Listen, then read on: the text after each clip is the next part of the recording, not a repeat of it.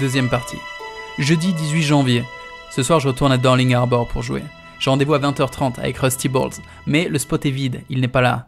Il n'y a pas d'autres artistes non plus, seulement les touristes. Bon, pas grave, j'ai jamais eu besoin de personne pour bosser. La place est bonne, il y a du passage, ça va marcher. Pendant que je me prépare, des rangers viennent me voir pour me demander si j'ai mon permis. Oh putain. Je leur réponds que oui, ils demandent de vérifier. Et merde. Donc je leur tends ma licence, celle qui me sert à jouer à Circular Quay, et ils me répondent évidemment que mes papiers sont pas en règle. Alors je joue mon numéro du petit français fraîchement débarqué, tu sais, qui parle à peine anglais. Et au lieu de me laisser réprimander, parce que je risque quand même des emmerdes là à bosser sans autorisation, et ben je leur demande qu'ils m'expliquent en détail et par écrit le protocole à suivre pour obtenir l'autorisation. Ils me donnent un numéro de téléphone à appeler et ils me disent qu'ils ont beaucoup aimé mon show hier. Waouh! Alors ça je m'y attendais pas, bah merci les gars. Pour ce soir je négocie le droit de jouer, mais ils refusent que je commence sans Rusty, parce que lui a le permis, ce qui fait que si leur chef débarque et nous contrôle, on pourra dire qu'on fait le show ensemble, histoire que ça passe. Une demi-heure c'est cool, et Rusty n'est toujours pas là, je bouillonne. Oh, bientôt la place se désertera, il sera trop tard pour bosser.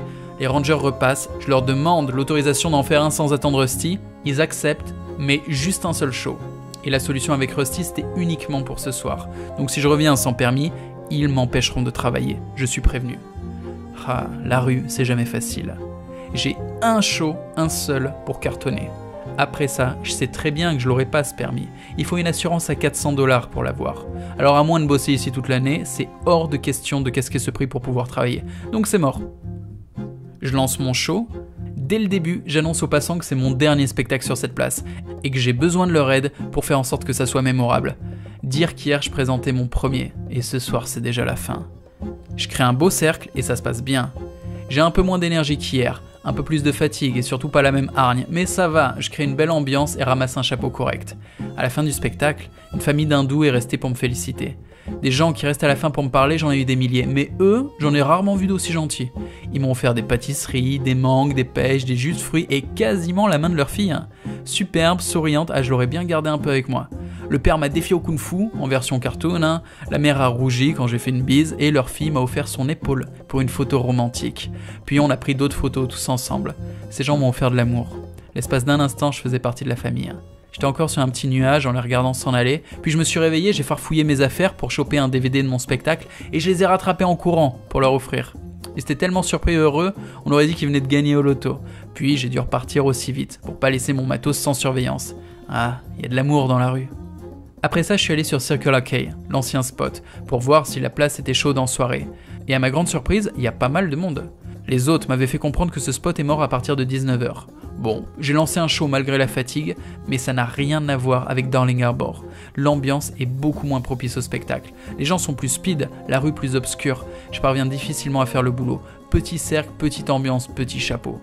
Sam, le super danseur, vient me voir quand je termine. Ah tiens, il était là. Et il me dit qu'il viendra là demain soir pour bosser. Lui non plus n'a pas le permis pour Darling Harbour. On parle un peu des autres villes australiennes dans lesquelles on peut faire du spectacle de rue. La plus proche de Sydney s'appelle Melbourne. Il m'explique que là-bas, il faut 3 semaines d'attente pour avoir le permis de jouer. Et ben ça promet. Avec les 2 shows, j'ai gagné 75$ ce soir. C'est pas fantastique. Je dois faire beaucoup mieux que ça. 75$, c'est ce que je devrais gagner sur un seul spectacle. Et encore, ça reste un petit chapeau. Les vrais pros se font environ 150, et certains plus encore. Je remballe, métro en chariote, une douche, et je m'écroule. Vendredi 19 janvier. Je me lève très tard aujourd'hui. 9h30, et j'ai mal partout. Je suis trop tiré sur mon corps toute la semaine. Normalement, lorsqu'on arrive d'aussi loin, on reste calme les premiers jours, à cause du décalage horaire. Et là, en l'occurrence, je suis vraiment pas resté calme. Les effets néfastes commencent à se faire sentir. Des grosses courbatures douloureuses sur les jambes. Il serait peut-être temps d'aller voir dans la trousse à bobo que Trottinette m'a offert avant mon départ. Elle a peut-être mis des amphètes ou de la créatine dedans, on sait jamais. Alors Trottinette, c'est mon infirmière. La plus belle et gentille des infirmières. Avant que je parte, elle m'a offert une dernière nuit d'amour. En matière de sexe, aucune fille n'a la bienveillance d'une infirmière. Ses caresses étaient des pansements sur mon âme. Et pour la route, elle m'a offert une trousse à bobo, comme elle dit, remplie de pilules et de sparadrap. Elle sait que je me fais toujours mal. Je me tripote un peu en repensant à nos bons moments, et j'oublie complètement de farfouiller dans la trousse. Quand je reprends mes esprits, je file acheter un téléphone portable pour appeler le numéro donné par les Rangers. Cette histoire de permis spécial semble ingérable, mais sait-on jamais, faut quand même tenter le coup. Je pianote le numéro et je tombe sur un fax. Ok, fuck it. Après ça, je me suis baladé pour faire passer mes courbatures. Ça n'a pas vraiment marché, mais j'ai gagné un beau coup de soleil. Mon premier coup de soleil en janvier, je crois. Ce soir, en prenant le métro, je m'arrête pas à la station Darling Harbour. Au lieu de ça, je continue jusqu'à Circular Quay. Circular Death, comme disait Rusty. Ridicule, c'est vraiment dur à digérer. Aller m'esquinter sur un spot horrible alors que je pourrais aller me faire plaisir ailleurs. Tout ça pour des raisons administratives à la con. Arrivé sur place, il y a du monde. Donc j'ai un peu d'espoir. Mais en y regardant de plus près, je me rends bien compte que l'ambiance est rude. Les gens marchent vite, la rue est obscure, mal éclairée. On est loin des promenades sympathiques et familiales. Je croise Sam, le danseur. Il était censé jouer, mais il a pas son matos. Il vient juste regarder. Ah bon ? Un mec est déjà sur la place des artistes. Une statue. Les statues, entre guillemets, sont des artistes de rue un peu spéciaux. Ils ne font rien, ou presque rien. Comme le nom l'indique, ils font la statue. C'est-à-dire qu'ils prennent la pose et ne bougent plus jusqu'à ce que quelqu'un donne une pièce. Une fois installés, ils peuvent rester comme ça pendant des heures. Certains d'entre eux sont bons. Jolis costumes ou des mouvements d'automate entre les pauses. Mais la plupart sont merdiques. Juste des glandeurs assez patients pour rester immobiles des heures du moment qu'ils ramassent quelques pièces. Du genre des mendiants méditatifs. Et pour le coup, la statue que j'ai en face de moi ce soir est seule au milieu du désert, la galère. Il n'y a personne autour, pas de cercle, rien. Je vais lui parler pour voir si je peux bosser après lui. D'ici une demi-heure par exemple. Il accepte, l'air soulagé que quelqu'un vienne le libérer de ce calvaire. Cette place pue vraiment la mort. Mais je me motive quand même. Et une demi-heure plus tard, je lance le show. Musique, patate, je donne tout ce que j'ai. Et comme à chaque fois ici, le cercle ne prend pas. Je retente encore le coup, ce coup-ci avec mon sabre enflammé. C'est ce que je sors normalement pour le final, ma meilleure carte. Je cours dans tous les sens en le faisant tournoyer, mais tout le monde s'en fout. Seulement 3 ou 4 personnes s'arrêtent et moi je suis déjà en sueur. C'est la première fois que mon katana magique laisse les passants indifférents. Ils me regardent sceptiques, je les regarde encore plus sceptiques. Cette place est une belle salope. Même mon katana est impuissant face à elle. Mes yeux écarquillés se perdent dans le vide. De retour dans le monde des chevaliers du Zodiaque. Le héros vient de lancer sa meilleure technique, même la montagne a volé en éclats, et le corps de son adversaire repose maintenant sous les débris de roches. Pour l'instant, on ne distingue rien à cause du nuage de fumée soulevé par l'impact violent. Mais lorsque les brumes se dissipent, horreur ! La silhouette de l'ennemi apparaît sous les volutes de fumée. Il se tient debout au milieu des décombres, comme si de rien n'était, sans la moindre égratignure. Même pas une tache sur ses fringues, impossible. La détermination du héros se brise, il lutte pour ne pas tomber à genoux, déshonoré, tandis que l'autre enfoiré entame un ricanement machiavélique et lui lance au passage. N'as-tu pas honte de te prétendre chevalier ? Baisse les yeux et retourne à Darty. Sam ne voit sans doute pas tout ça. Les armures étincelantes, des montagnes qui explosent, la musique héroïque, le rayon électroménager de Darty. J'ai la flemme de lui expliquer. De toute façon, il comprendrait rien. Alors je me contente de tenir sur mes jambes comme je peux et fais semblant d'aller bien, comme d'habitude. Rusty arrive, il a son matos. On va tous les trois à Taylor Square, la nouvelle place. D'après Sam, il y a moyen d'y bosser. Rusty est pas convaincu, il dit que c'est trop snob, et préférait qu'on aille bosser au quartier des putes.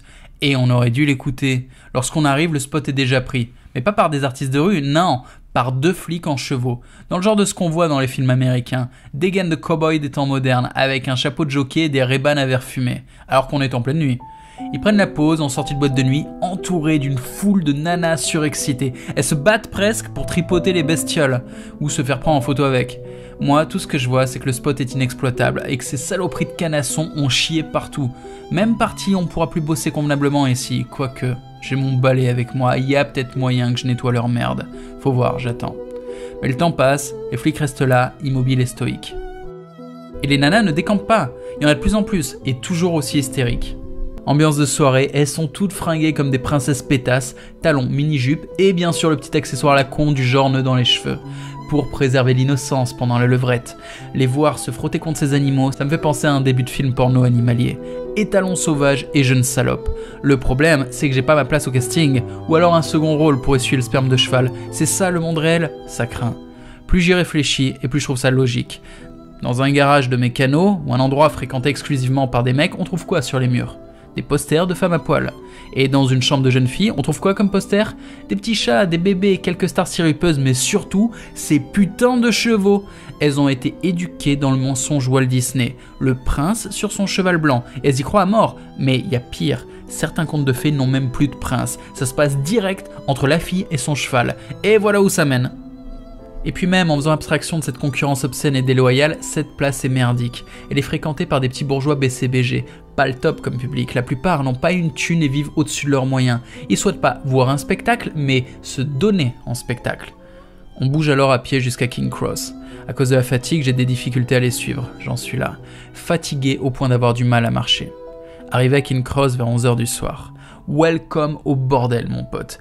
Ici, les boîtes de nuit côtoient les sex shops et vendeurs d'alcool 24/24. Les trottoirs sont remplis de toxicos, alcooliques et jeunes étrangers venus se dépraver un peu. Il y a le bruit et l'odeur. Une pute tous les 20 mètres aussi. Faudra d'ailleurs peut-être négocier avec elle ou leur Mac pour bosser. Va expliquer à un colosse ukrainien que je suis un jeune comédien de rue qui souhaiterait, si possible, disposer d'un bout de son territoire pour donner une représentation de théâtre urbain. Je vais me faire frapper, c'est sûr. Mais pour Rusty, ça roule. Ici, il est chez lui. On pourrait le confondre avec un clodo local. Une barbe de 30 cm, habillé de haillons et la gueule qui va avec. Ce style n'est pas anodin. Derrière l'apparence, il y a un passé tortueux. Mais par respect pour lui, je vais pas rentrer dans les détails par écrit. Je préfère en rire et surtout me réjouir de le voir jouer de son image. Et puis bordel, il est bon ce soir. Les conditions me paraissent quasiment insurmontables. Cette rue est ultra bordélique. Impossible de se faire écouter. Mais qu'importe, Rusty a sa façon bien particulière d'épingler le perturbateur. À un moment, un jeune complètement saoul entre dans son cercle pour foutre la merde. Robinson réagit immédiatement et lui plante sa torche enflammée entre les jambes. Radical, même si le mec a bu. Carboniser les couilles d'un connard, ça reste la technique la plus efficace que j'ai jamais vue en rue. De loin, et ça fait rire tout le monde. À la fin, il se chope quand même un chapeau assez petit vu le super show qu'il a fait et les efforts que ça demande de jouer là. Lui et Sam veulent que je joue maintenant. Moi, je suis pas chaud, crevé et triste à cause de mon échec de tout à l'heure. Pas très envie de communiquer ce genre d'énergie. Mais ils insistent tellement que j'en lance un, qui foire, forcément, même avec l'épée enflammée. Je donne des grands coups dans le vide, sans que ça n'intéresse personne. Les gens passent devant moi comme devant un fantôme un peu dangereux quand même à cause des flammes, donc ils m'esquivent. Ça m'achève. Déjà que j'étais désespéré avant de commencer, là je suis sous terre. J'ai plus une goutte d'énergie. Le simple fait de marcher me paraît insurmontable. De toute façon, ce spot c'est la zone. C'est pas avec un joli spectacle ou de grosses performances qu'on fait un cercle ici, non, ce qu'il faut, c'est des couilles, une putain de tchatch, de l'expérience pour créer un cercle, puis pour pouvoir improviser à chaque imprévu. Pas évident. Tous ces trucs s'apprennent pas dans un livre, mais sur le tas. Je m'adosse au mur du trottoir, toujours avec ma tenue sexy, des barres de résille, petits gants en cuir. À quelques mètres, il y a une pute habillée à peu près pareil, adossée au mur, comme moi. Autant j'avais du mépris pour les connasses BCBG de Thailand Square, autant je me sens assez proche de cette fille-là. On se ressemble. Pris d'un élan de cynisme, je lance au passant « For 20 I suck, for 50 I fuck ». Sam et Rusty sont morts de rire. Cool, au moins je les aurais fait marrer. Par contre, je suis tellement déprimé et fatigué que je dois avoir l'air d'un junkie, prêt à toutes les bassesses pour se payer sa dose de crack. Après une dizaine de minutes de racolage, je lâche l'affaire. Ça ne marche pas. Comme quoi, même ça, c'est au-dessus de mes moyens. Au moins, j'aurais essayé. Ne jamais laisser passer une chance. Putain, faut que j'aille me coucher. Ça suffit, je rentre. Je me suis assez fait de mal comme ça pour ce soir. Si je reste dehors, ça va mal finir. Sur le palier de l'auberge, je dois essuyer les regards lourds d'interrogation des autres jeunes qui vivent là. Faut dire que j'ai l'air bizarre. Les cheveux hirsutes, les yeux brouillés à cause du maquillage qui a coulé, mes accessoires en cuir et ma tenue de ninja pute. C'est pas glorieux. Un groupe d'anglais se fout carrément de ma gueule et me demande d'où j'arrive avec une dégaine pareille. Je leur réponds que je me prostitue. Sans la moindre ironie dans la voix, avec un regard limite agressif, l'air de dire « je prends 20 sacs pour une pipe, si t'es pas intéressé, dégage, pauvre con ». Ils ont cessé de sourire. J'émane quelque chose de malsain, même ces abrutis peuvent le sentir. Je suis allé me coucher. La nuit est perturbée, mon cerveau lutte, n'accepte pas cette situation. Je suis pas là pour être une victime, la rue ne se subit pas, elle se conquiert. En même temps que la rage, l'inspiration me vient. Des idées plus ou moins farfelues me hantent toute la nuit. Samedi 20 janvier. Ce matin, j'ouvre enfin la boîte à bobos que m'a donnée Trottinette, en espérant y trouver une pommade musculaire ou quelque chose comme ça. Mes jambes sont tellement courbaturées que même marcher me fait mal. Mais dans la boîte, il n'y a que des produits bizarres que je connais pas, je saurais même pas articuler le nom de ces gélules. Biofixamil, glucétiratremol, qu'est-ce que ça veut dire? Je trouve au fond de la boîte des petits mots écrits avec soin et amour. C'est le mode d'emploi des médocs, avec des lignes en couleur, d'autres surlignées. Je lis le tout très attentivement, en m'enveloppant de sa douce présence. Bien sûr, j'y comprends rien, mais l'écriture est très belle, comme des bisous. Elle me manque. Je replace tout bien dans la boîte avec un grand sourire. J'ai pas avalé une seule pilule, mais je me sens mieux quand même. toujours aussi crevé, mais faut reprendre courage. Après tout, que peut-il m'arriver? Je suis au soleil pendant que tout le monde se gèle le cul en France, et j'ai assez de sous pour vivre. L'été prochain, je refais ma saison en été et gagnerai de quoi vivre le reste de l'année. Même si j'en chie ici, je dois voir ça comme un entraînement, sans me briser à chaque échec. Tout en pensant cela, mon courage regonfle, et je me dis qu'il faudrait que j'ai quelque chose qui m'aide à me souvenir de cet état d'esprit dans les moments difficiles. Une sorte d'amulette. Je regarde sur moi. Comme d'habitude, je suis pieds nus, torse nu et en shirt. À ma cheville, je vois un bracelet à clochette que m'avait donné Trottinette. Comme ça, elle est toujours un peu avec moi. Elle m'a accroché ça à la patte comme elle l'aurait fait tatouer son chien. Une façon de dire que malgré tout, mon petit cul lui appartient un peu. Mais ça sera pas cet objet qui me redonnera la force de me battre. Non, ce petit truc n'a rien à voir avec mon combat personnel. Je continue à chercher, jusqu'à ce que mes mains viennent tripoter l'anneau que je porte au cou. Un contour de pièce de 10 francs accroché avec un lacet de chaussure. Une sorte de rondelle de cuivre. Ça fait combien de temps que je porte ce truc? Bientôt 10 ans. C'est comme si je l'avais toujours eu. La pièce est complètement lisse, à force de frotter sur mon cou. Je me suis bricolé ça au collège. Avec ma bande de potes, on avait tous le même truc autour du cou. Un contour de pièce de 10 francs. Notre groupe s'appelait les Ermites Clochards. Une bande d'ados, que des mecs. On passait notre temps à jouer à la guerre. Et pas n'importe laquelle, la guerre du Vietnam. Dans la cour de récré, au lieu de frimer avec des baskets à la mode, on s'habillait avec des haillons pour ramper par terre en lançant des répliques telles que « Faites gaffe les gars, ça pue le Viet par ici !» Dans notre école privée catholique, ça faisait pas du meilleur effet. On passait pour des rebuts du système, et ça nous allait très bien. Comme ça on n'avait ni besoin de faire le moindre effort vestimentaire, ni de se coiffer, ni d'avoir un joli sac à dos, ni même un semblant d'hygiène. Quitte à dégoûter les bourgeois, autant y aller à fond. Chacun portait un nom de code et jouait constamment son personnage. Moi j'étais Morback, le plus petit de la bande. J'avais 11 ans et eux 14 ou 15. À la période des fausses pièces de 10 balles, notre chef en a démonté une pour se faire un collier avec le contour. On a tous suivi. Certains l'ont décoré avec des balles de fusil ou autres conneries dans le genre. Le top aurait été des oreilles de Viet, comme dans les films de guerre.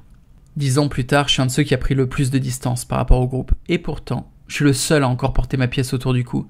Maintenant, c'est ce gris-gris qui m'aidera à me souvenir de qui je suis, garder courage et continuer de me battre, quelle que soit la situation. Et d'ailleurs, il est temps d'ordonner les idées que j'ai eues dans la nuit. J'ai pu constater que mon spectacle de feu n'est pas jouable ici. Je peux le faire que la nuit, et le seul spot nocturne valable m'est interdit. La solution, c'est de bosser en journée, comme font tous les autres. Et je dois me construire un spectacle de jour efficace. Je crois bien que par survie, mon cerveau a créé un nouveau spectacle. Je vais faire un show dans le genre de celui de Phil, le boss de Beaubourg. Son truc, c'est de prendre des volontaires dans le public, leur donner des accessoires débiles pour qu'ils deviennent les acteurs d'un vaudeville. C'est-à-dire une pièce de théâtre drôle et absurde avec le fameux amant dans le placard.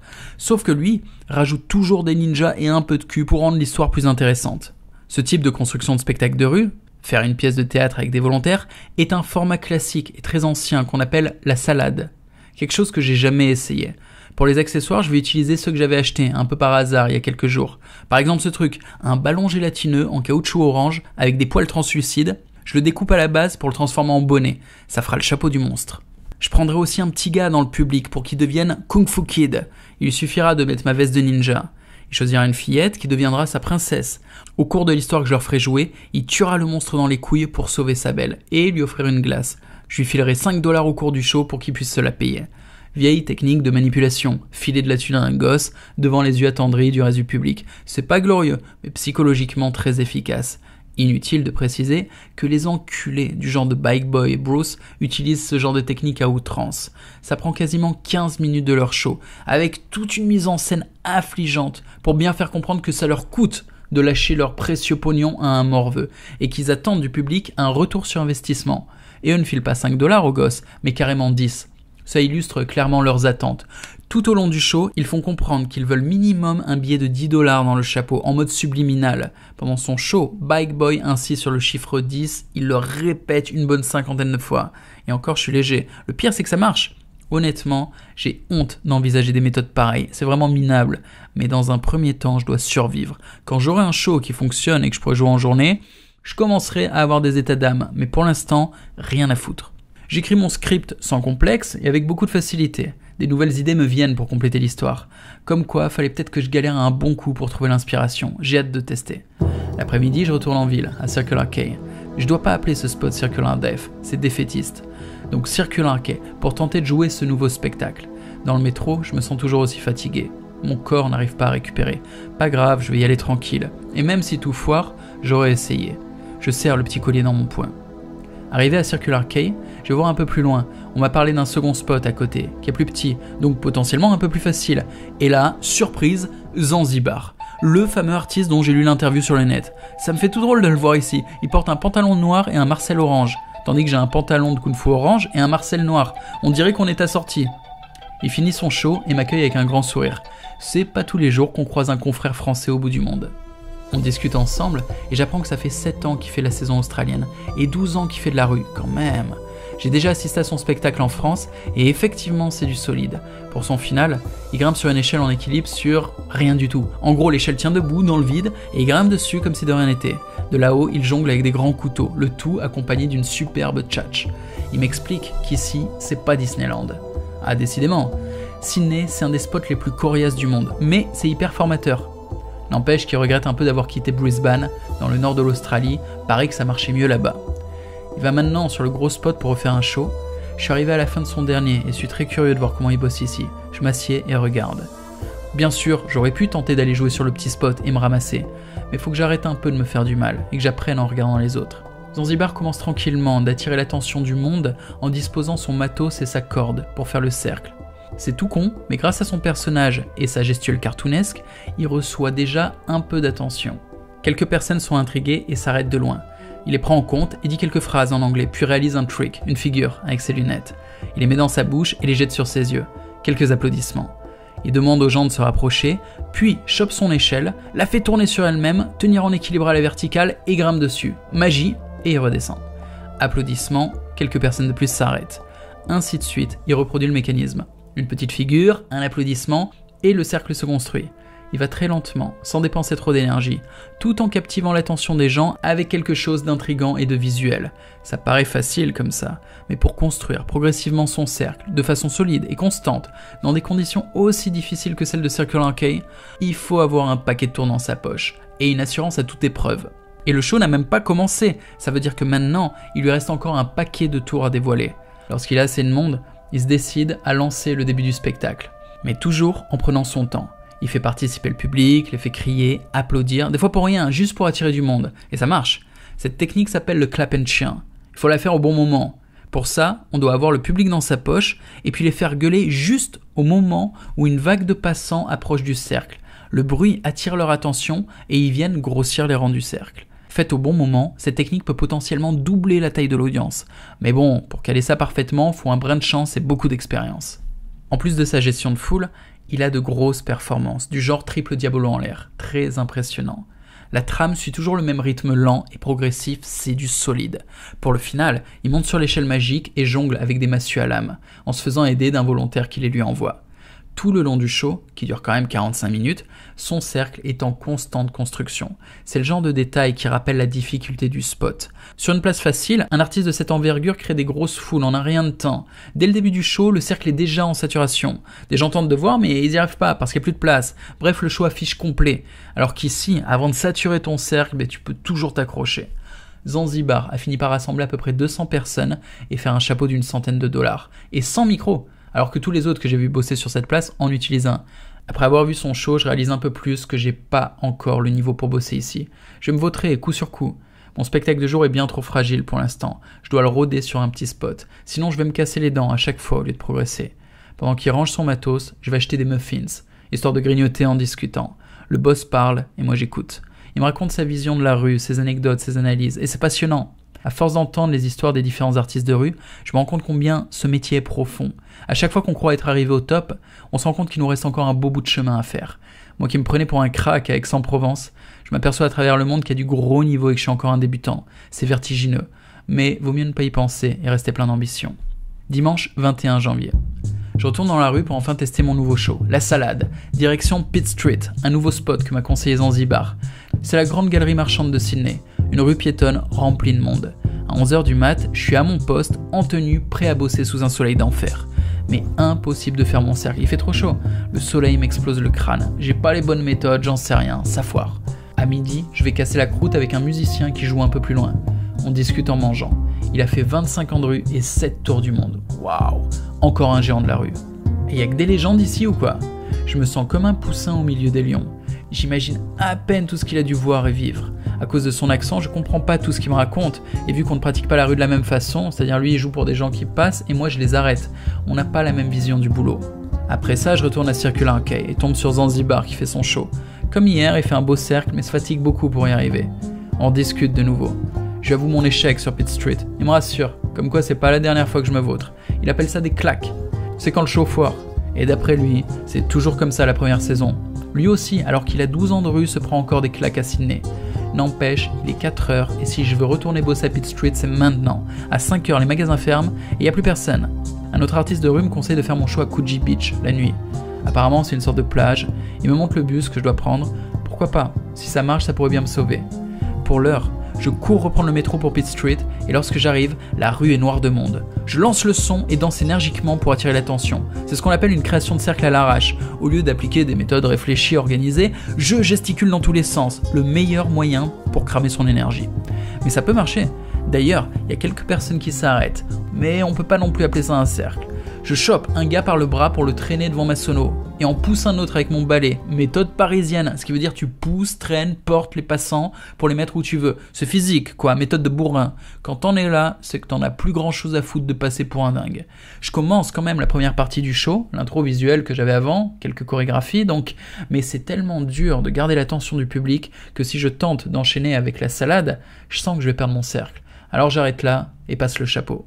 15$, dont un billet de 5. Pas beaucoup de gens m'ont regardé, mais il y en a un à qui ça a plu et qui a lâché un billet. Cool. Au moins, j'ai réussi à faire un mini show de jour et je suis fier de moi. C'est la première fois que je fais de la thune sans feu en Australie. C'était quand même bien foireux.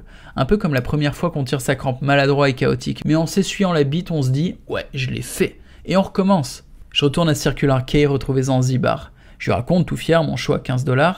Il rigole et me dit que j'ai pas fini d'en baver. Mais que pour l'heure, il m'offre une bière. Je refuse. J'ai pas bu une goutte d'alcool depuis que je suis en Australie et je compte pas commencer maintenant. Pas de biscuits, produits sucrés ou gras, ni de cannabis ou d'alcool, pas le temps. Et surtout pas d'énergie à perdre avec ces conneries. Il rentre vers son backpacker en banlieue et avant de repartir, me parle d'un autre spot, Coogee Beach. Et décidément, tout le monde m'en parle aujourd'hui.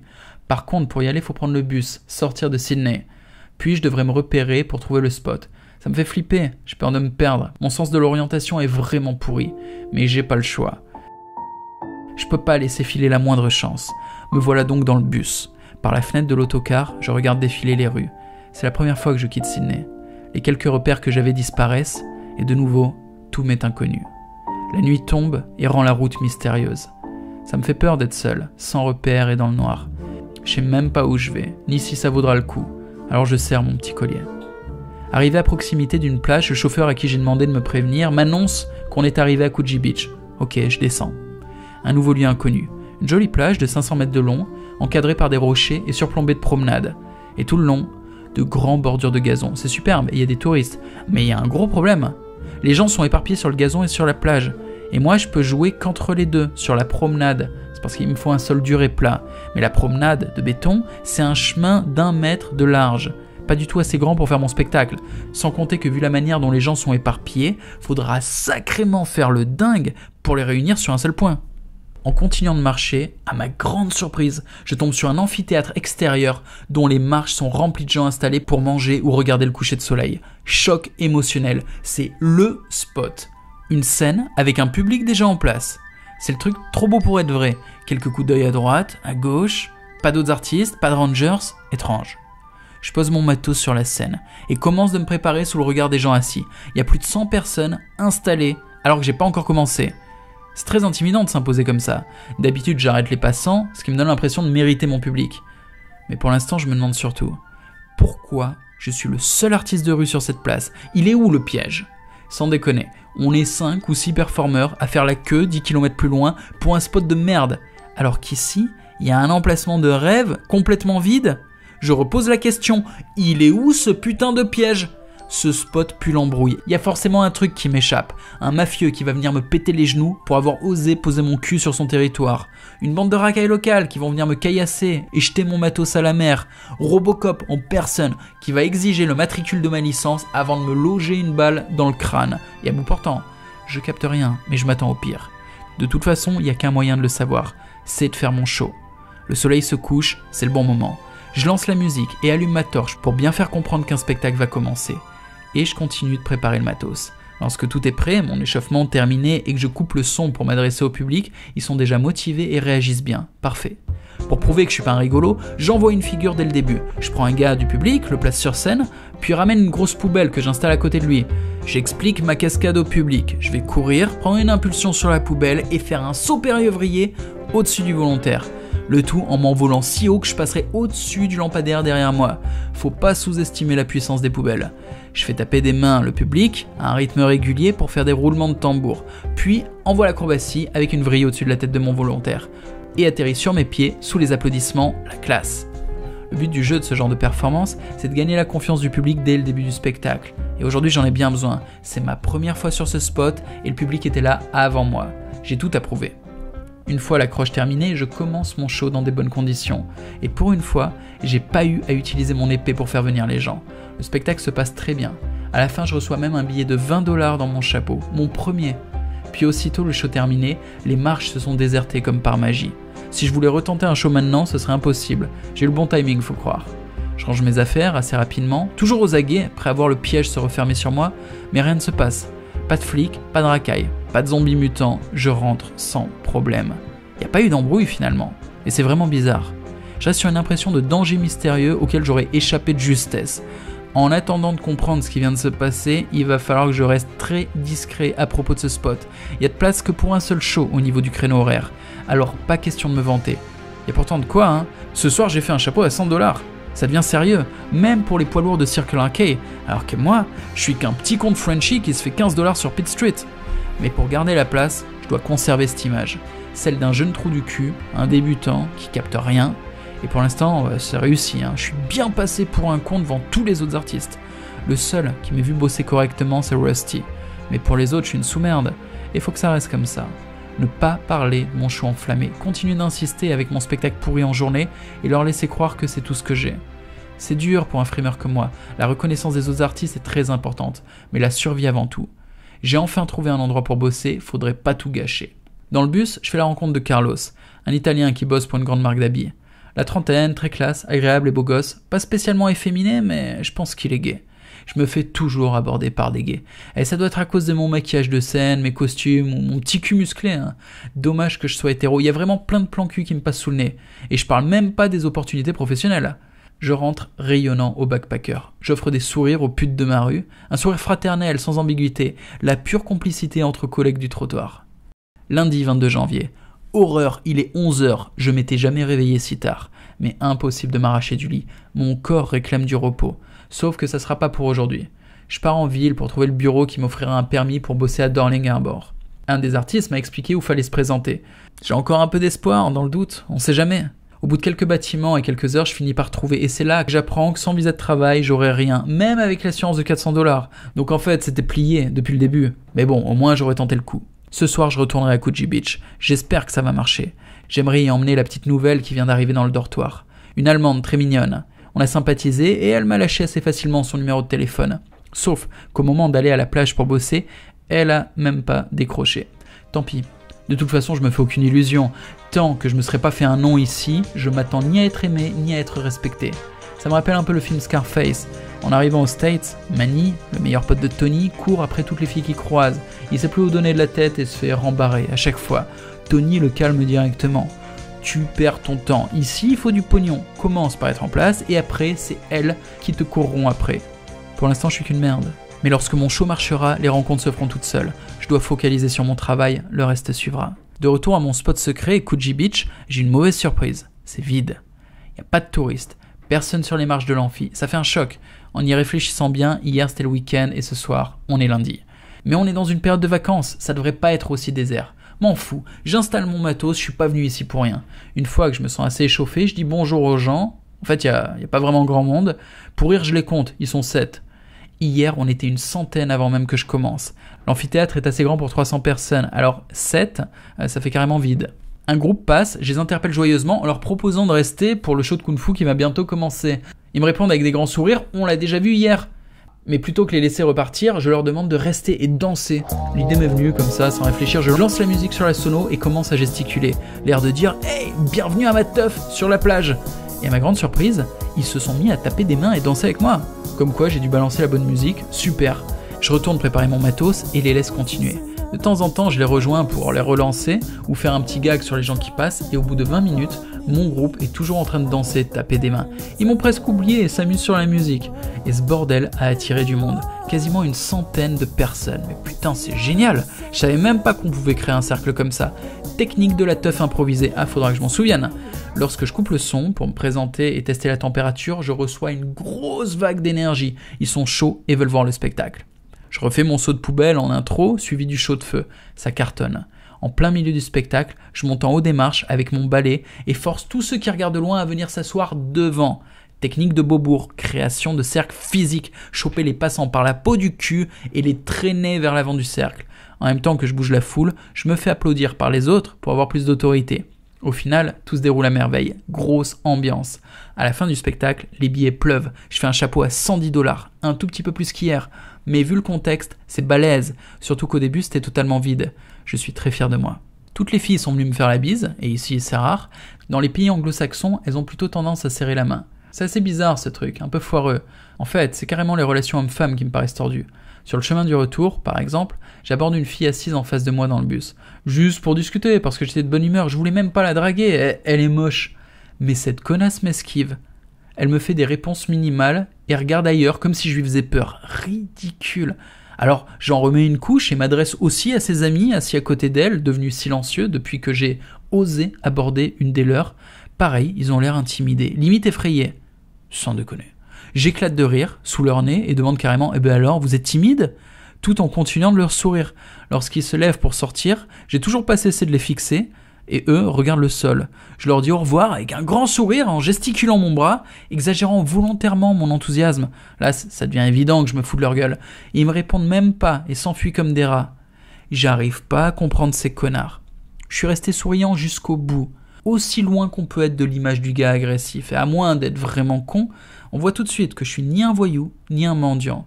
Juste un mec de bonne humeur et ok, un peu extraverti. Alors c'est vrai, j'ai abordé leurs copines, mais franchement, sans la moindre tension sexuelle. Pour moi, leur réaction est une insulte. S'ils m'avaient juste offert un sourire poli au début, je les aurais pas harcelés comme un relou tout le trajet. Mais dès que les gens se méfient de moi, ça me donne envie de les bouffer. Réaction humaine, je crois. Après le bus, je dois prendre le métro. Mais à l'entrée, les flics me bloquent. À cause de ma chariote. Ils la fouillent et trouvent ma bouteille de kérosène. Ça leur plaît pas du tout. Putain, mais c'est ma soirée ennemie publique ou quoi? Je négocie jusqu'au bout, mais y a pas moyen de passer. C'est pas vrai.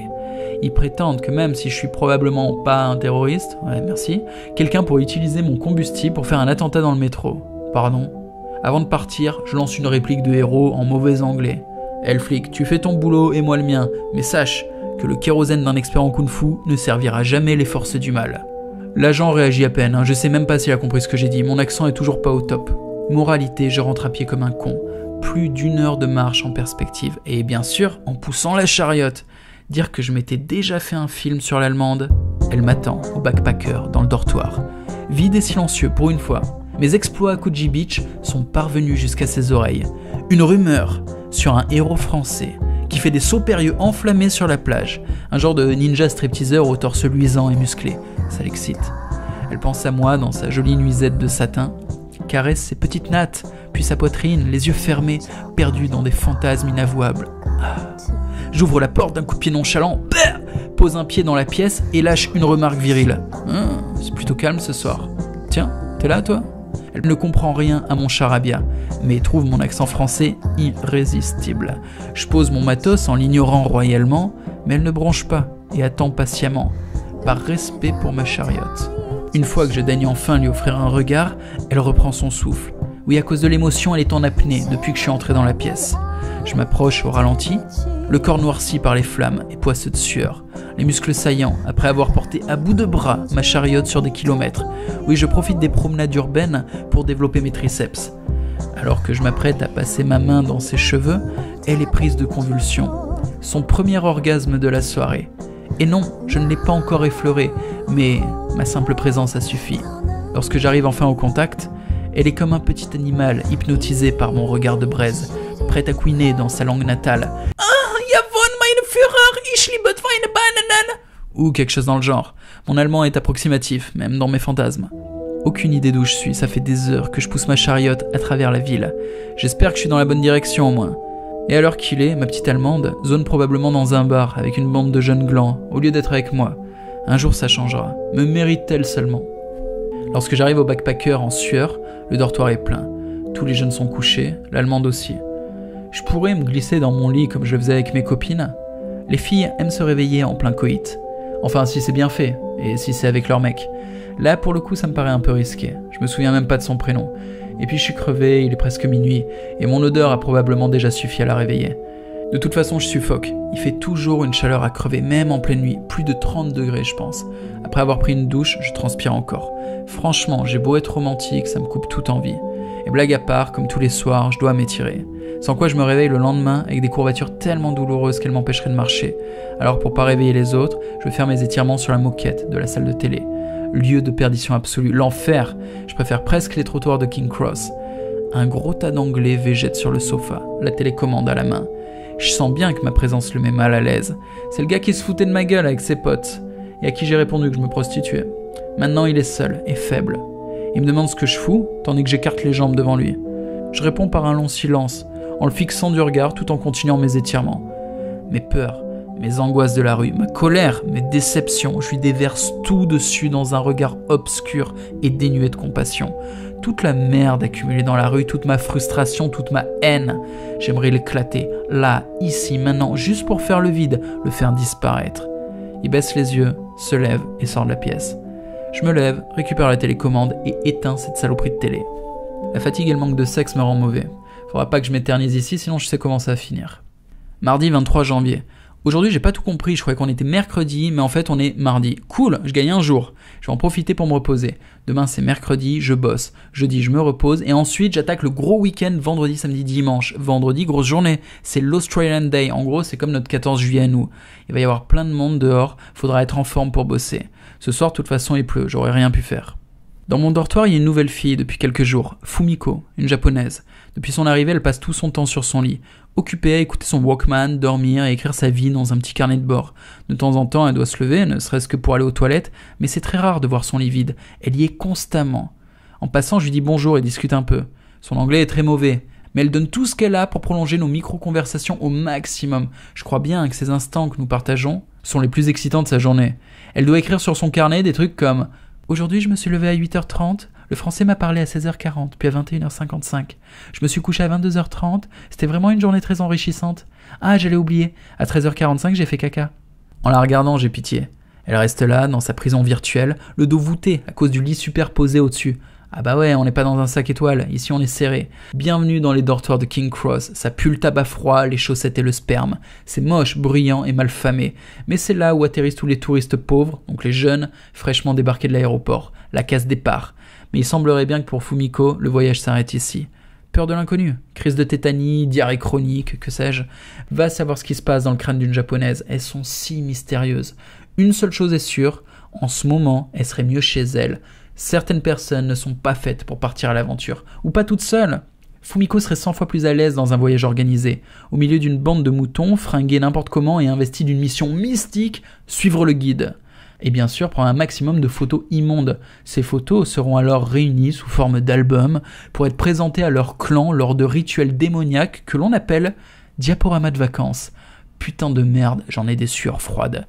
En tout cas, je sais maintenant à quoi ressemble une japonaise qui a perdu son troupeau. Eh ben, c'est pas beau à voir. Par compassion, je devrais l'achever, abréger ses souffrances, ou alors la ligoter, la jeter sur mon dos et aller en ville afin de trouver un groupe en visite guidée et leur remettre cette brebis égarée. Ah, y a pas à dire, je suis d'humeur charitable ce matin. Mais je dois focaliser sur le travail. Pas le temps de faire de l'humanitaire, malheureusement. Ouais, je me moque, mais c'est pas pire que les Anglais, vautrés dans la salle de télé toute la journée à boire des bières et fumer. Vu que mon dortoir est juste à côté, je passe constamment devant.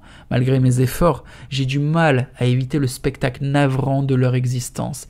Mes yeux sont attirés malgré eux par cette misère. Comme lorsqu'on passe à côté d'un accident de la route, le regard cherche toujours la tache de sang, les éclaboussures de cervelle. Et parfois, l'un d'entre eux m'interpelle pour me poser des questions à la con. Par exemple sur le fait que je me balade toujours torse nu. Des questions aussi sur mes costumes ou accessoires de spectacle.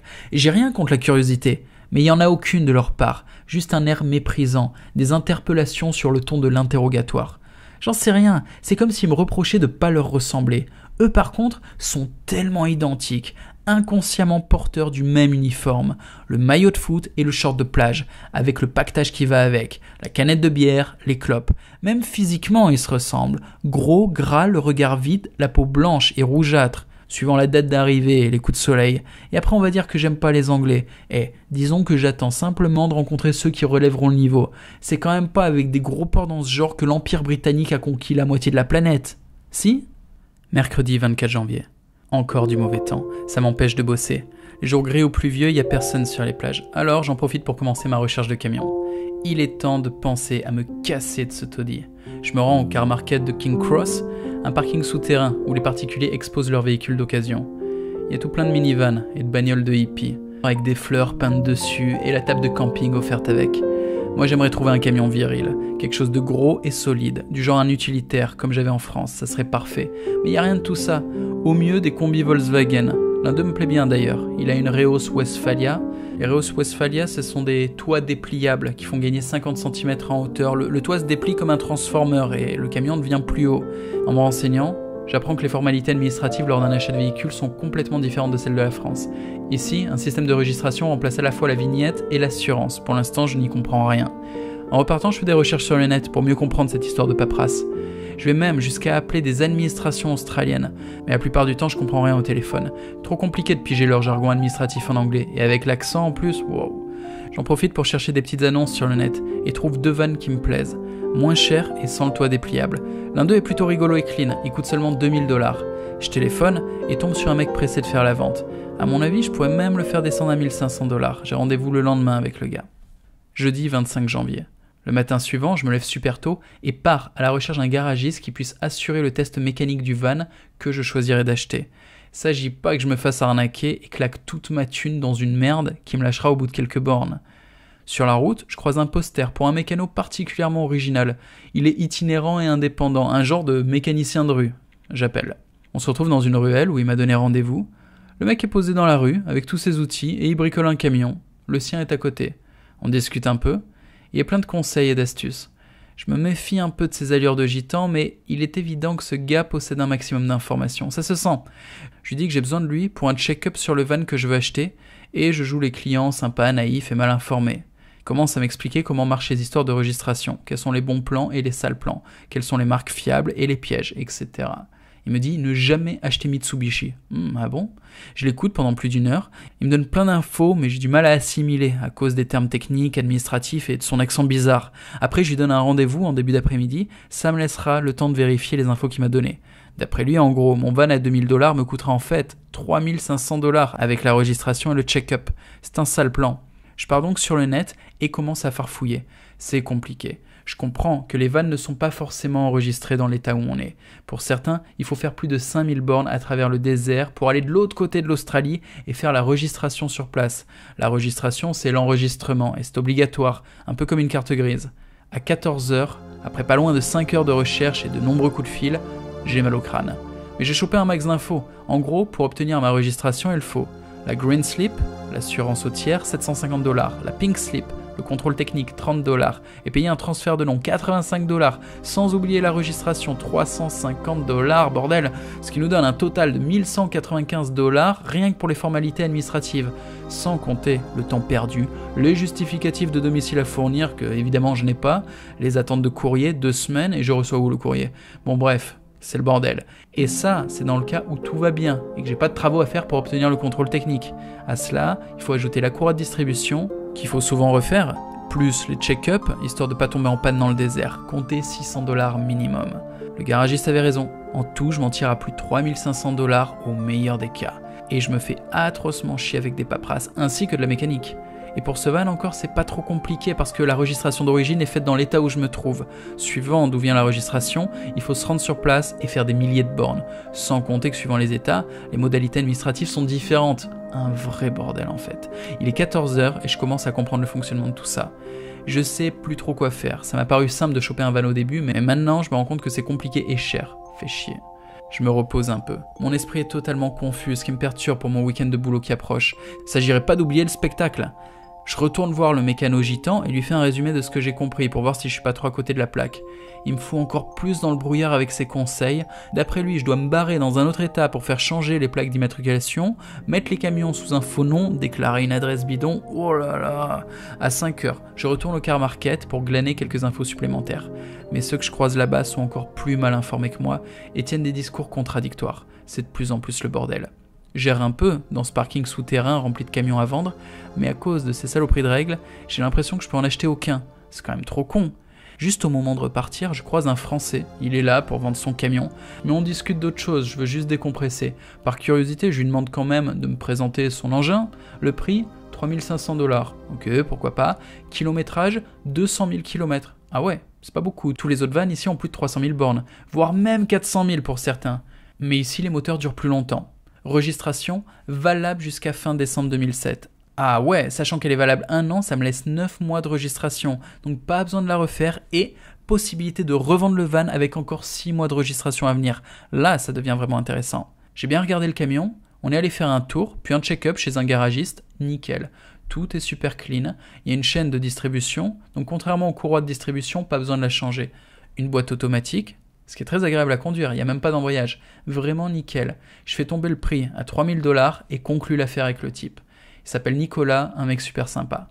Pour l'instant, je peux pas le payer. Ma banque est fermée jusqu'à lundi. Mais il est tellement cool qu'il me laisse le van contre un peu de liquide et mon passeport pour que je puisse commencer à dormir dedans. Je lui ai expliqué que je devenais fou dans mon dortoir du backpacker. Et j'ai la joie de dire adieu à ces connards d'anglais. Pas triste de quitter cette chambre de merde et tous ces cons. Y a pas à dire, on est mieux tout seul. Maintenant, j'habite vers Taylor Square. C'est super calme et plus proche de Coogee Beach. Nico est vraiment gentil de m'avoir fait confiance et de laisser les clés du van. Je pourrais aussi bien me barrer comme ça. Un passeport, ça se refait, et les 200 $ que je lui ai filés ne représentent rien du tout. Mais voilà, juste avant qu'il me confie les clés, on est allé boire une bière dans un bar pour conclure la vente. Mes premières gouttes d'alcool du voyage, pour fêter ma nouvelle maison roulante. Je payais ma tournée, il a remise, ça nous a laissé le temps de causer. Et on a parlé de Coluche, on est tous les deux fans. J'ai évoqué son apparition au Jeu de la Vérité, un show en prime time avec Patrick Sabatier. Ce truc n'est pas de ma génération, je l'ai chopé sur le net, mais c'est d'anthologie. Coluche répond du tac au tac aux questions en faisant à la fois marrer et réfléchir tout le monde. C'est un putain de génie. À la question « Connaissez-vous les personnes qui vous censurent ?» par rapport à la campagne présidentielle. Il répond un truc du genre « Ah, vous vous doutez bien qu'ils veulent pas qu'on sache, mais je suis certain qu'un de ces connards est derrière le poste en ce moment et je l'emmerde. » Il dit ça avec un rythme, un regard et une énergie parfaite. C'est à la fois tordant, bien placé et explosif. Génial. Un mec qui est fan de Coluche est forcément sympa. On a été rassurés l'un sur l'autre et à partir de là, on a continué de se revoir. Un peu plus tard, je pars à Bondi Junction, une banlieue de Sydney, acheter du matos pour équiper mon van. Je suis pas en vacances, il me faut de quoi bosser, des outils, câbles, un convertisseur électrique, des pinces. Je vais m'installer une batterie auxiliaire qui fera tourner mon PC et les autres appareils électriques. Une fois tout mon matos acheté et le plan de construction établi, je décide de me payer à bouffer. Devant moi, un resto présente une grosse affiche. Menu 6 $. Cool, j'entre et commande. Le mec me demande ce que je veux comme boisson. Je lui dis que je boirais seulement de l'eau. Et là, il me montre un petit papier sur lequel, en dessous du menu, on peut lire en tout petit que la boisson est obligatoire pour les menus à 6 $. Si je ne veux pas de boisson, je dois prendre le menu à 10 $. Bah, je refuse. Je veux juste le menu à 6 $, celui de l'affiche sur la vitrine, et sans boisson. Le mec ne veut rien savoir. Moi non plus. On se prend la tête au moins 10 minutes et je finis par me barrer. Non mais c'est quoi ces conneries ? Petite analyse de leur stratégie commerciale de merde. Ils attirent des clients avec une offre d'appel intéressante présentée sur un grand panneau. Menu 6 $. Une fois à l'intérieur du resto, le client découvre que la boisson est obligatoire. Il aura forcément une de ces trois réactions. 1. Le client voulait de toute façon une boisson, il en choisit une au moment où on lui pose la question. Bon, c'est réglé. 2. Réaction classique. Le client se sent forcé, mais il prend une boisson quand même pour ne pas contrarier le serveur. 3, rare mais ça doit arriver, le client s'énerve et s'en va en râlant, comme je viens de faire. En gros, même en comptant large, je pense que 70% des clients touchés par leur offre d'appel vont se sentir baisés. Et un client qui se sent baisé ne revient pas. Au niveau de la fidélisation, c'est merdique. Je suis allé manger en face. Des frites de merde avec du poulet de merde indigeste, mais honnête. Après, j'ai voulu prendre le bus. Au moment de monter, le chauffeur me dit qu'il peut pas me laisser entrer à cet arrêt, que c'est interdit. Ici, il a uniquement le droit de déposer les passagers, pas d'en prendre. Le seul endroit où les passagers peuvent monter, c'est à la gare routière. Et sur ce, il démarre. Merde, mais c'est quoi cette journée à la con ? Sauf que le mec sait pas qui je suis. Dès mon plus jeune âge, je me suis entraîné à rattraper les bus. Lorsque je ratais celui qui passait dans mon village et qui allait jusqu'à l'école, je faisais de l'autostop et le choper au village suivant, en misant sur ses arrêts fréquents pour le rattraper. Et dans la ville où j'étudiais, il y avait un autre bus qui faisait la navette entre le lycée et le centre-ville. Moi, je voulais pas le prendre parce que c'était payant. Je m'accrochais à l'arrière en skateboard, comme dans le film Retour vers le futur. Le truc, c'était de connaître par cœur les emplacements des plaques d'égout, et aussi de se placer intelligemment, pour ne pas risquer de m'éclater sur son pare-choc arrière au moindre coup de frein trop brutal. Tout un art. Je me lance donc à la poursuite de ce bus australien. Je cavale avec sur le dos un énorme sac rempli. Un paquet d'outils, un inverteur électrique, un bidon de kérosène de 5 litres, ma bouteille d'eau et d'autres conneries. Bref, un chargement de plus de 10 kg. Pour courir, c'est lourd. Il me distance, j'accélère. Mes jambes vont bien et tiennent le coup. Ça fait quelques jours que j'ai pas fait de spectacle, ça leur a permis de récupérer. Au bout de quelques blocs, le bus s'arrête à la gare routière pour charger ses nouveaux passagers. Juste au moment où il s'apprête à repartir, je bondis dedans, à bout de souffle, sous le regard amusé du chauffeur. Les autres gens assis ne soupçonnent rien de mes courses héroïques. Pas de gloire pour les héros anonymes. Le chapitre de la protéine. Il est temps de faire un petit paragraphe sur ce produit qui m'accompagne depuis quelques jours, la protéine. Ça ressemble à du chocolat en poudre, mais c'est pas du chocolat en poudre. Une cuillère équivaut à un steak, enfin je crois. Pour l'avaler, il faut la mélanger à de l'eau ou du lait, ça donne une mixture malodorante et franchement dégueulasse que l'on appelle la prot. Après quelques jours de chaud effréné, j'ai eu de grosses douleurs aux jambes. J'ai beau faire des étirements au soir et matin, ça n'y fait rien. Mes capacités de récupération ne sont pas suffisantes pour soutenir à la fois mes shows, mes entraînements et ma vie, comme courir après le bus, me faire refouler du métro, ce genre de conneries. Il y a quelques jours, j'ai acheté de la protéine. En France, j'utilisais pour soutenir mes entraînements. Maintenant, c'est pour avoir une meilleure récupération musculaire, moins de courbatures. La dernière fois, j'ai eu quelques effets secondaires désagréables. Paix immonde et bruyant, boutons sur le visage et les fesses. Et un goût tellement infect que c'est quasiment imbuvable. Bref, de la protéine de merde achetée pas cher sur internet. Ici, je vais dans un shop spécialisé et raconte mes mésaventures aux vendeurs. Ils rigolent et m'affirment que je ne pèterai pas, que j'aurai pas de boutons et que le goût est délicieux, chocolat à la menthe. Si le mec se fout de ma gueule, je reviendrai lui péter dessus tout en demandant de me faire rembourser. Au final, il m'a pas totalement baratiné dans la mesure où cette fois-ci je n'ai pas subi les effets secondaires disgracieux. Mais le goût reste quand même à la limite du supportable. À part un mordu du sport, je vois pas qui avalerait cette saloperie. En le mélangeant à du lait frais, on pourrait croire à un médicament à l'odeur étrange. Mais ça c'est le top, ici, j'ai pas de lait, j'ai juste de l'eau. Et de l'eau tiède, voire carrément chaude, qui a bien macéré dans le camion. Autant dire que ma mixture est immonde, visqueuse, dégueulasse. Je bois ça juste après avoir avalé mes nouilles chinoises en sachet, la bouche encore imprégnée d'un saveur de curry au plastique. Ce petit arôme de curry artificiel, laissez-moi vous dire que d'un point de vue gastronomique, il s'allie assez mal avec la protéine gourmand de chocolat. En fait, c'est tellement mauvais que j'éclate souvent de rire en mangeant. C'est pas des éclats de joie, c'est juste un rire nerveux. Au-delà d'un certain degré de pathétisme dans mon quotidien, mon cerveau part en fou rire. Mécanisme de survie, je pense. Malgré tout, je suis content du résultat, mon corps réagit bien, je vais continuer. Peut-être qu'ensuite j'essaierai la créatine et les acides aminés.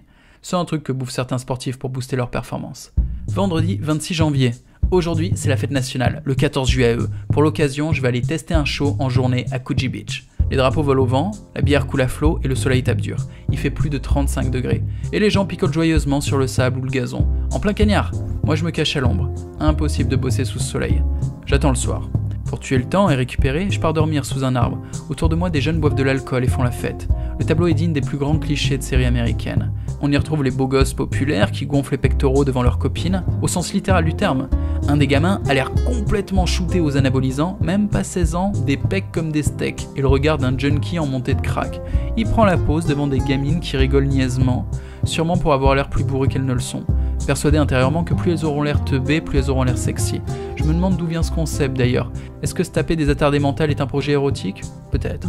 Pendant ce temps, les gras du beat tentent de tirer leur épingle du jeu en offrant le spectacle navrant de leur capacité à assimiler de grosses quantités de bière. Ça attire l'attention de certaines connasses qui poussent de petits cris hystériques pour les encourager à boire encore plus.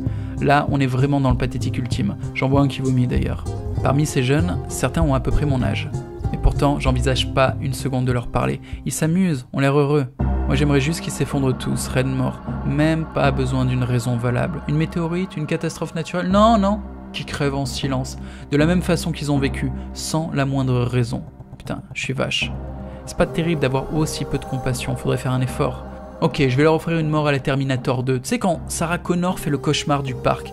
Ambiance nostalgique, musique apaisante, scène au ralenti, la maman qui pousse sa petite fille sur la balançoire, la pelouse grasse, les rires des enfants, coucher de soleil rose-orangé à l'horizon, la douceur d'un soir d'été, le souffle de la bombe atomique, ouf. La gamine et sa mère restent vissées au sol, seule la peau s'arrache, puis la déflagration avec quelques secondes de retard. Les squelettes volent en miettes. Sous mon arbre, je passe le temps comme je peux. Le soir arrive enfin, je suis exténué par la chaleur. La plupart des gens sont maintenant complètement bourrés, il y a de la musique et du bruit de partout, c'est le bordel. Sobre, calme et fatigué, je me sens en décalage complet avec l'ambiance. Mais va falloir que j'assure. J'ai un peu l'habitude des soirs de fête nationale, et le meilleur timing c'est 45 minutes avant les feux d'artifice, parce que tout le monde les attend en se faisant chier.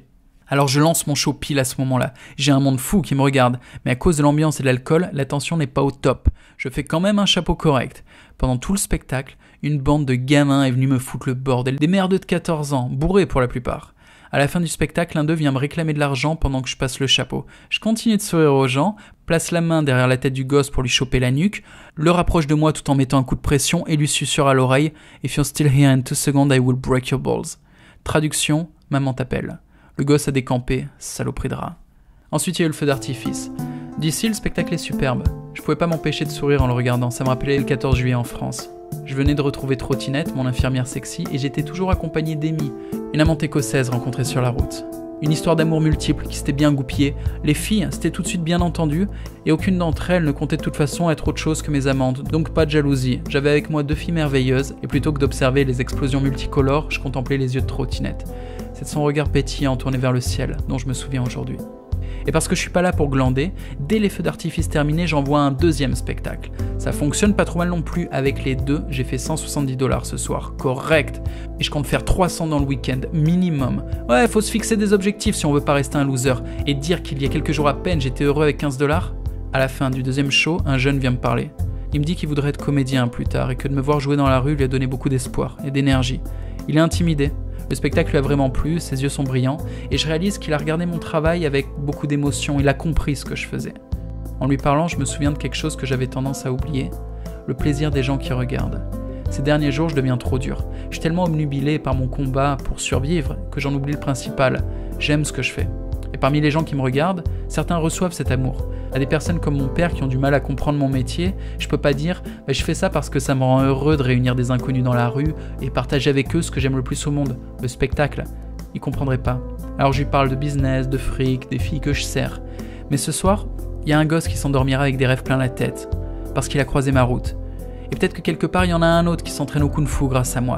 Et tout ça, c'est super important, c'est même le plus important, et faut pas que je l'oublie. Samedi 27 janvier. Le lendemain, le temps est dégueulasse, il pleut. Je me suis reposé jusqu'au soir. Lorsque ça se calme, je pars à Koji Beach. Arrivé là-bas, surprise, il y a personne, mais vraiment, personne de chez personne. Pas moyen de tenter de faire ma technique de la teuf improvisée sur la plage, c'est mort. La teuf, je vais la faire seule avec les mouettes. Je retourne en ville pour tenter Thailand Square, la place des boîtes de nuit et des jeunes branchés. Ce soir, on a du bol, il n'y a pas de chevaux, donc pas de salopes zoophiles. Mais ce spot reste quand même bien pourri. À cause de ce public de jeunes snobs, c'est les pires cons possibles, des faux riches en crise d'adolescence. Pour faire face, j'applique des techniques rigoureuses pour créer mon cercle. Et malgré le challenge, j'y parviens. Je fais un tout petit show à 35 $, c'est merdique, mais je suis fier d'avoir réussi à jouer ici. Lorsque nous étions venus avec Sam et Rusty, même eux n'avaient pas tenté le coup tellement le coin est difficile, mais moi je l'ai fait. Putain, je reprends confiance là. À la fin du spectacle, un colosse vient me parler. Un blague d'au moins 2 mètres de haut et 3 de large, américain rugbyman, très sympa. Pendant qu'on discute, un clochard titubant et hargneux vient nous interrompre au motif de me défier pour une baston. Ça arrive souvent. Sous prétexte que je fais du maniement d'armes et des chorégraphies de kung-fu, il y a toujours des racailles ou des alcoolos qui viennent me défier. Cruelle ironie, un combat de clodo ravirait ce public de clubbers. Si je me battais avec cette épave, je ferais un cercle 3 fois plus gros qu'avec mon show, et 3 fois plus rapidement. Suffirait qu'un mec prenne les paris et je gagnerais 10 fois plus qu'avec le chapeau que je viens de ramasser. Ce que j'écris sonne comme une blague, sauf que c'est la pure vérité. Mais je ne fais pas ça. Je crois que même la prostitution, c'est moins crade que d'éclater la gueule d'un sans-abri pour de l'argent. Tandis que plein d'amour, j'élabore mes bonnes résolutions, le clodo se rapproche de moi en mettant des coups dans le vide, le regard mauvais. À ce moment-là, l'américain avec qui je discutais s'est interposé, la montagne. Je voyais même plus le clochard, ni le ciel d'ailleurs, juste un dos immense. On n'a jamais revu mon adversaire. Dommage pour les videurs de la boîte d'à côté. Lorsque l'alcool est arrivé, ils regardaient la scène avec un grand sourire, en attendant la baston. J'imagine la discussion. Ah, je mise 10 sacs sur le petit jeune qui fait du kung-fu. Tenu, 20 sacs sur le clodo, il vient de prendre sa dose de crack, il sentira pas la douleur. Dimanche 28 janvier. Le Français qui m'a vendu le van m'invite pour un barbecue avec ses amis. Rendez-vous sur la plage, au barbecue public. Et ouais, sur la plage australienne, il y a des barbecues publics, des plaques de métal chauffées au gaz, il suffit de mettre une pièce de 20 cents et ça chauffe. On arrive sur place avec la viande vers 13h. Je crève de faim. Depuis que je suis arrivé, je bouffe comme un lapin anorexique, alors que je me tue à la tâche. Aujourd'hui, je vais m'empiffrer. Mais le problème, c'est que leurs copines sont à la bourre. Bref, il faut les attendre. Quelle horreur, attendre. Pire, attendre des nanas qu'on ne pourra pas engueuler, pour la simple et bonne raison que nous sommes des mecs, donc frustrés, et que pour conserver une chance de se les taper, on doit rester gentil, même quand elles se comportent comme des connasses et osent nous affamer. Cruauté féminine. Heureusement pour ma part, je suis extrêmement difficile, je me tape pas n'importe quoi, donc ça me décomplexe pas mal. Aucun problème pour envoyer chier des demi-moches que de toute façon je ne baiserai pas même si elles me suppliaient. Je trépigne. La patience, c'est vraiment pas mon truc. Et vu que je suis toujours seul, j'attends jamais personne. Jamais. Pour occuper mon esprit, je m'entraîne, le ventre vide. Au bout d'un certain temps, j'en ai plus que marre et parviens enfin à les convaincre de commencer à bouffer sans elles. Avec des arguments simples, mais qui suffisent à des mal affamés. Des nanas, il y en a plein d'autres, on s'en fout. Par contre, nos côtes de porc, elles sont là, juste entre nos mains, tendres, belles, juteuses. Vous sentez le bon goût entre vos dents ? Bon, j'avoue, c'est sale de jouer sur l'émotion des côtes de porc, mais ça devient une question de survie. Si j'ai pas de la viande sous mes canines dans les 10 minutes qui viennent, je vais bouffer un touriste. Mais le souci, c'est qu'il y a des heures de file d'attente sur les barbecues.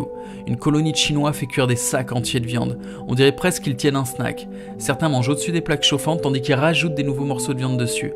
D'autres font passer leurs potes avant tout le monde.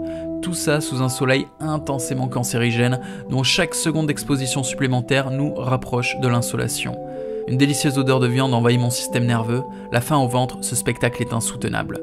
Ça fait 1 heure que je subis la torture dans une file d'attente lorsque les copines françaises finissent par arriver. Le premier truc qu'elles font en débarquant, c'est râler. Râler parce qu'elles vont devoir attendre. Je me retiens de pas en choper une, lui retourner une paire de claques et coincer sa petite gueule sur la grille d'un des barbecues. Mais bon, je reste poli et je dis bonjour aux connasses. Je prends les choses en main et divise le groupe en 2 pour qu'on soit plusieurs à attendre sur différents spots. La première équipe qui obtient un barbecue enverra un membre pour amener les autres équipes. La mienne est placée en 3e position sur un spot rassemblant 4 barbecues, tandis que l'autre est en 2e position sur un spot d'un seul barbecue. Ils sont censés passer les premiers, mais au dernier moment, ils se font passer devant par les potes du mec déjà en place. Ils se plaignent un peu et capitulent facilement. Merde, moi ça fait bientôt 2 heures que je fais le piqué en plein cagnard, seul, face à d'autres équipes affamées qui ne lâcheront rien. Une connasse d'une autre de nos équipes finit par me rejoindre en annonçant fièrement qu'elle nous a réservé une place sur un barbecue et que celui qui est au-dessus nous laissera le prendre après lui. Mais qu'elle est naïve, qu'elle est conne. Elle se rend même pas compte que le mec aurait dit oui à n'importe quoi tant qu'on le laisse cuire sa viande en paix et que les autres équipes vont pas se laisser faire quand on va essayer de leur passer devant. Ça va être conflictuel, elle a ni les épaules ni le niveau d'anglais pour s'imposer. Lorsque j'explique tout ça, elle semble même pas m'entendre et s'empresse d'aller rejoindre ses potes à l'ombre. Sombre conne. Je reste seul, au soleil, tandis que les autres Français sont abrités. Ils attendent tranquillement que le mec en place sur le barbecue vienne les chercher. Non mais ils croient vraiment que la vie c'est un conte de fées quand il aura fini le mec. Avant même qu'il ait eu le temps de ramasser sa bouffe pour aller s'empiffrer plus loin, une autre équipe se sera déjà jetée sur la plaque comme des charognards sur une carcasse. Et je vois mal Bambi aller botter le cul d'une bande de hyènes. Moi j'en ai marre d'attendre comme un débile à me faire cramer la cervelle sous le soleil. Je décide de partir à la recherche d'un barbecue privé. Parce qu'en plus des barbecues publics, certains groupes apportent carrément le leur. J'en trouve un libre et négocie avec le proprio. Un Australien, à la quarantaine, avec toute sa famille. Je lui demande si je peux utiliser son barbecue et il accepte. Cool! Je pars en courant, rejoindre les autres et donne les ordres pour qu'une équipe trouve de quoi nettoyer le barbecue, que l'autre s'occupe de la viande, équipe de moins de 3 pour pas avoir l'air envahissant. Puis rejoins le groupe de l'Australien. Ils sont une trentaine, tous australiens, possèdent un superbe équipement et occupent un grand espace ombragé. C'est un groupe beaucoup plus puissant que le nôtre. Par le nombre et la connaissance du territoire. Le propriétaire du barbecue est le boss du clan, il s'appelle Clyde, un patriarche. Chef de famille, carnivore, sûrement héros de guerre, expert de la sauce barbecue façon Australie du Sud. Je dois obtenir sa protection. J'enverrai bien les nanas de mon équipe lui tailler une pipe collective, histoire de prouver ma loyauté, sauf que j'ai peur qu'elle soit trop conne pour saisir la subtilité de mes manigances diplomatiques. Heureusement, le destin me sourit et m'envoie une opportunité en or. Aujourd'hui, c'est l'anniversaire de Clyde. Quelques Français de mon équipe commencent à préparer la viande pendant que je chope une grosse poubelle. Je la place face au groupe australien, grimpe dessus et hausse la voix pour m'adresser à eux. Votre attention, s'il vous plaît. Petit temps de silence, pendant lequel les Australiens tournent le visage vers moi, l'air curieux, tandis que les Françaises me jettent un regard inquiet. Du calme les filles, j'ai un plan B. Clyde nous a prêté son barbecue et je tiens à le remercier. Applaudissements. Clyde, vers qui je tends le bras, brandit sa bière avec un sourire cool et faussement modeste. Il est le boss et il aime qu'on le lui rappelle. Je vais lui offrir un show, et pour ça, j'ai besoin de la participation de Clyde lui-même. Il me rejoint sur scène, avec sa canette, sous de nouveaux applaudissements. Les Françaises continuent leur bastage de récurage de barbecue tout en me lançant des regards incrédules. Ils ne savent ni qui je suis, ni ce que je suis en train de faire. J'explique au groupe d'Australiens que je m'apprête à enfermer Clyde dans la poubelle et le balancer à la mer avec un gros coup de pied en mimant la scène. Tout le monde se marre, sauf les Françaises. « Est-ce que vous voulez voir ça ? Yes, you're crazy !» Et là, ils rigolent. Je demande à Clyde de tenir la poubelle fermement et tchatche pour expliquer que je vais faire un saut périlleux en mimant la course au ralenti. Puis, fait taper des mains à tout le monde en roulement de tambour. prise d'élan, rebond sur la poubelle, saut péruvrier au-dessus de sa tête, applaudissements. Clyde récupère tranquillement sa bière et rejoint sa famille sous les ovations. Sobre et classe. Je repose la poubelle à sa place et rejoins Clyde. Il m'offre une bière et un siège à ses côtés. Place stratégique. Je peux maintenant discuter d'égal avec lui et sa famille, sans avoir l'air d'un trou du cul d'étranger qui vient faire de la mendicité. Ils sont sympas. Je me sens bien mieux avec eux qu'avec ces Français et leurs nanas. Ils m'offrent de la super bouffe, bien meilleure que la viande de pauvre que je m'étais achetée. Il y a aussi de la salade, des desserts, ça déchire. Le schéma que j'observe se produit tout le temps lorsque je tente la moindre action collective. Ma position initiale est celle du suiveur. Je m'insère dans le groupe pour profiter de son projet, là c'était la bouffe. Puis je passe leader. Assez vite, je me révèle plus déterminé et efficace que les autres, alors je prends l'action en main, tandis que le groupe suit mes ordres. Et pour finir, je lâche tout le monde, qui sont au final plus que des boulets, et me retrouve de nouveau seul. En l'occurrence, je suis le seul Français de notre groupe à avoir établi un contact avec des Australiens. Les autres restent entre eux. Après avoir bien mangé, un peu discuté avec les membres du clan de Clyde, je suis reparti faire mes spectacles. Je ne reverrai aucune des personnes rencontrées cet après-midi. Jamais. C'est toujours comme ça. Ceux que j'ai aimés, ceux que j'ai méprisés, ils disparaissent à l'instant où je tourne mes talons. Comme on efface une page. J'ai effacé combien de milliers de gens à force de rencontres éphémères? Absolument aucune idée. Mon ventre est prêt à exploser. J'ai mangé plus de 500 grammes de viande, je pense, avec la garniture qui va avec. Pain, salade, apéro, bière, dessert. 500 grammes de viande, pour donner une idée, ça représente 5 bons steaks hachés. Ce dont j'ai besoin maintenant, c'est d'une grosse sieste. Mais pas le temps, je pars bosser. Arrivé à Coogee, j'explique au public que je sors d'un barbecue un peu trop chargé. Ils ont l'air aussi morts que moi, alors je leur propose qu'on se réveille ensemble. La musique se lance et je commence à m'échauffer. Je tente ma salade avec ce public fatigué par un long week-end bien arrosé. Hier c'était la fête nationale, aujourd'hui c'est la gueule de bois. Ils sont amorphes. Le soleil et l'alcool ont eu raison d'eux. Au moment de choisir un gamin pour lancer ma salade, ça foire.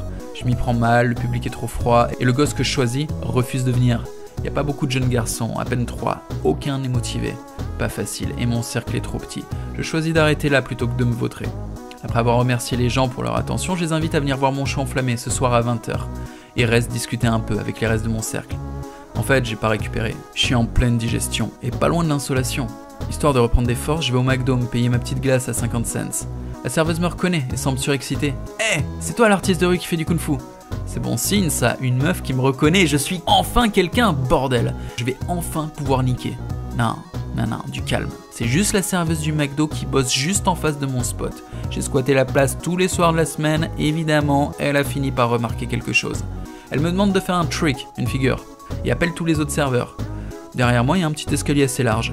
Assez sûr de moi, je demande aux gens de se pousser, prends mon élan et lance un saut péruvrier d'en haut. À la réception, je fais semblant de m'éclater la gueule sur le comptoir, à la grande surprise des serveuses qui bondissent en hurlant, puis je relève la tête avec un grand sourire.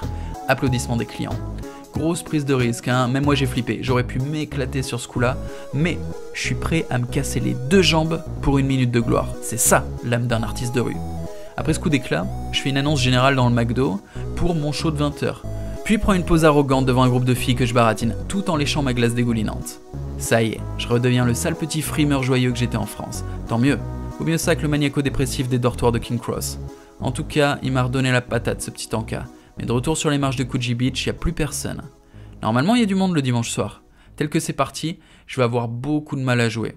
Je m'entête et tente quand même de lancer un spectacle. Mais bien sûr, ça foire. Il n'y a vraiment pas un chat, dégoûté. Pourtant, c'est pas ma faute. Je fais quoi sans le moindre passant? Moi qui voulais me faire 300 $ ce week-end, c'est baisé.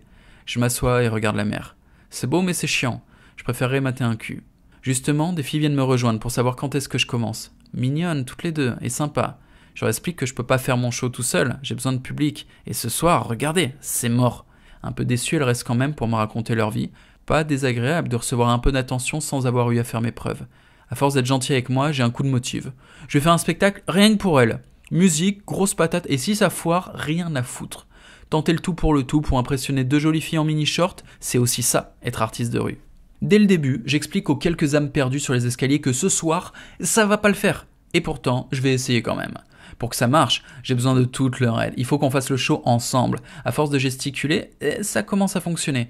J'annonce que je suis le plus jeune et le plus talentueux artiste de rue au monde. Ah, il faudra au moins ça. Et mon spectacle déchire tout. Méthode à l'anglaise, hein, comme les autres enculés de circuit laqué. Sauf que quitte à se la péter, autant y aller à fond. Dans le ton de ma voix, il n'y a aucune ironie. De toute façon, je le pense vraiment. Il n'y a aucun gosse de mon âge qui peut me tester sur le terrain du spectacle de rue. Aucun au monde. I am the best. C'est même plus du style à l'anglaise. Ce soir, je suis un putain d'américain. Au final, j'arrive quand même à faire un bon cercle et avoir de l'ambiance. Il y a même un groupe de jeunes Français surexcités qui hurlent à chaque fois que je fais une figure. Au moment du striptease, je choisis bien sûr la nana qui m'a motivé. Après tout, c'est ton show, bébé. Et c'est surtout l'occasion de caresser ses longues jambes en remontant vers son mini-short. Juste avant le final à l'épée, je marque une pause pour raconter un peu ma vie. Je viens du bout du monde. Et ouais, je suis français. C'est ma première fois en Australie. Je suis pas là pour très longtemps et incroyable, je suis encore célibataire. Ce soir, c'est le moment d'en profiter. Mes supporters français sont morts de rire. Au final, je fais un petit chapeau à 70$ et chope le numéro de la nana. Joli combo. Vu le monde qu'il y avait à la base, je suis très fier de moi. C'était perdu d'avance, mais je l'ai fait. Et j'ai même fait un bon show. Mes progrès en création de cercle sont énormes. Il y a 2 semaines, j'aurais jamais réussi à réunir un public dans ces conditions. Impossible. Je capte qu'il faut y croire. Au fond, rester joyeux, sûr de soi et de son spectacle, prendre du plaisir, quelle que soit la situation. Lorsque je serai de retour en France avec ma nouvelle confiance, ça va être Disneyland. Une fois le public parti, il ne reste que les Français qui viennent discuter avec moi. Une bande d'allumés, la vingtaine en moyenne comme moi, on parle un peu. Leur but ici, c'est de sauter un max de filles par tous les moyens, quitte à raconter n'importe quoi. L'un d'eux prétend fréquemment avoir été abandonné par ses parents, et pour me montrer de quoi il est capable, il prend sa tête d'orphelin et récite son texte. Je suis mort de rire. Le type est très bon acteur, franchement meilleur que les mendiants du métro parisien. Je reste un peu avec lui et son pote, ils vont m'amuser je pense. Un peu plus tard, on part se laver aux douches publiques de la plage. Le plus chaotique de la bande s'appelle Julien. Il escalade les chiottes publiques pour aller dessiner des pingouins sur le plafond. Après s'être lavé, il est sorti dans la rue avec sa serviette autour de la taille pour aller chercher des glaces au McDo. Ouais, marrant, mais je peux faire mieux. En face de nous, il y a un backpacker avec une grande terrasse remplie de filles. Je pose la sono sur le trottoir et lance la musique. Elles nous remarquent et tapent des mains depuis leur balcon tandis que je commence mon striptease en prenant bien mon temps. Les voitures qui passent klaxonnent, ça pose l'ambiance. Je finis par montrer un bout de mes fesses. Les spectatrices poussent des cris, applaudissent. Ensuite, c'est au tour de Julien, sauf qu'au lieu de faire dans le détail, il ouvre sa serviette, sort sa bite directement et la gigote devant les filles morts de rire. Puis il remet la serviette et continue sa glace tranquille, avec le calme du mec qui en est pas à sa première connerie de la journée. Je prends leur contact pour les revoir un soir où la solitude sera trop pesante. Avec eux, au moins, il y a moyen de rigoler. Ce soir, j'entre au camion de très bonne humeur. Au lieu de rentrer à Sydney et garer mon camion dans une ruelle pour y passer la nuit, je décide de rester à Coogee. À partir de maintenant, j'ai ma résidence en bord de mer. Il serait temps de vivre en première classe.